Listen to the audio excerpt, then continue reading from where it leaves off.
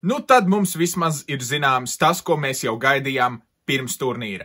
Francija, Francija, Francija. Sveicināti! Jā, Kimi! Kas jūs slimi esat? Bingo! Nu, pietrūka hokejs! Go, Leafs, go! Tā labi! Jūs nopietni!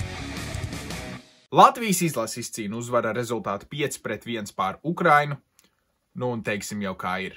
Tam tā bija jābūt, un spēles gaita tam arī atbilda. Varbūt pirmajā periodā bija nedaudz taustīšanās, bet, kad Latvijas izlase sāka, tad mēs arī neapstājāmies. Dans Ločmelis ar plauksts metienu atklāja spēles rezultātu, un tad arī viss. Tad arī tiešām viss beidzās.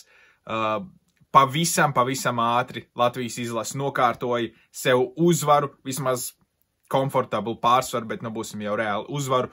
Roberts Bukarts 67 sekundes pēc šī te vārta gūma, arī pēc lielisks piespēles no Mārtiņa Dzierkala no aizvārtes.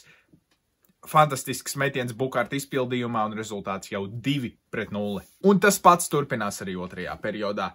Latvijas izlase ir pārāka. Latvijas izlase veido labākus momentus, Latvijas izlase veido vairāk momentu. Ir brīži, kad Ukraina tiešām ir iespiesta savā zonā, nāks arī nopelnīt kādu mazākumu Ukraiņiem, un to izmanto Haralds Egle. Ar lielisku šķīlienu viņš panāk 3-0. Un nu jau var redzēt, ka mūsu hokejisti tiešām ir uzņēmuši apgriezienus. Rihards Bukarts iziet vienatnē pret vārtsargu, vairākumā, bet tomēr vienatnē pret vārtsargu, un fantastiski apspēlē, un rezultāts ir jau 4-0 otrā perioda vidū. Bet arī tur mēs neapstājamies. Miks Indrašs īstajā vietā, īstajā laikā tiek pie ripas un panāk 5-0. Un te jau izskatījās, ka varētu sanākt kaut kāds 8-1 pret Austriju, 9-0 pret Ungāriju, kā ir bijis iepriekšējos kvalifikācijas turnīros, bet ne, Latvijas izlase tomēr nolēma to trešo trešdaļu tā mierīgāk nospēlēt.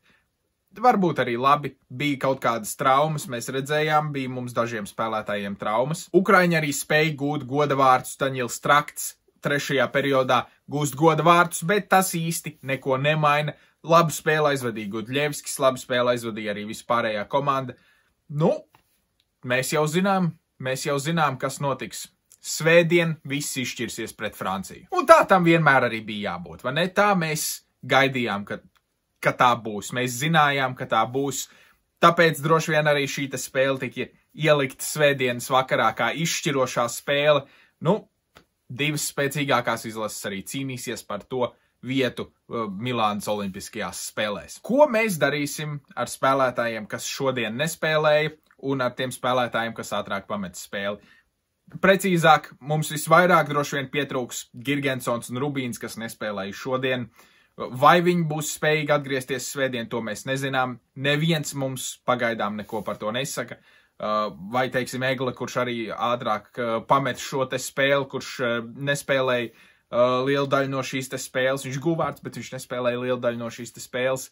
Vai viņš spēs piedalīties svētdienas spēlē pret Franciju? Tas arī ir labs jautājums. Šie ir izlases līderi, jo īpaši Rubīns aizsardzībā un Girgensons uzbrukumā. Girgensons dara melno darbu tā, kā to dara neviens cits. Šie spēlētāji tiešām būtu liels iztrūkums, bet, nu, kā ir tā ir, jāspēlē jau būs. Jāspēlē jau būs, bet es domāju, ka mēs, pat ja mēs nespēlējam ar šiem spēlētājiem, pat ja mēs spēlējam bez Girgensona, bez Rubīna, mēs tāpat būsim favorīti pret Franciju. Un mums tā arī ir jāspēlē, tā kā mēs spēlējam pret Ukrainu, tā kā mēs spēlējam pret Sloveniju. Pārliecināti, ar ripu, mēs izmantojam savus momentus, mēs pārliecinoši dodamies zonā un mēs izdarām savu darbu.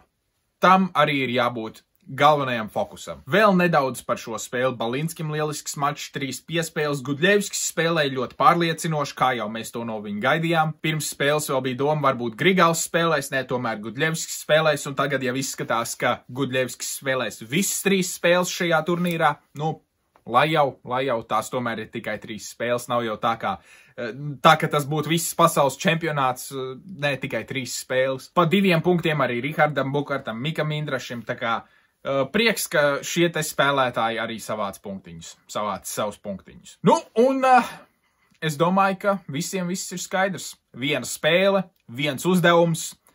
Cerēsim, ka Latvijas izlase spēs to izdarīt. Ja tev patīk šis video, spied laiku, abonē kanālu, lasi sportagalds.com, dažādi interesanti raksti par visādiem sporta veidiem, un tad jau tiekamies svētdien pēc spēles ar Franciju. Cerams, ka uz ļoti pozitīvas nots, kā jau 2021. gadā.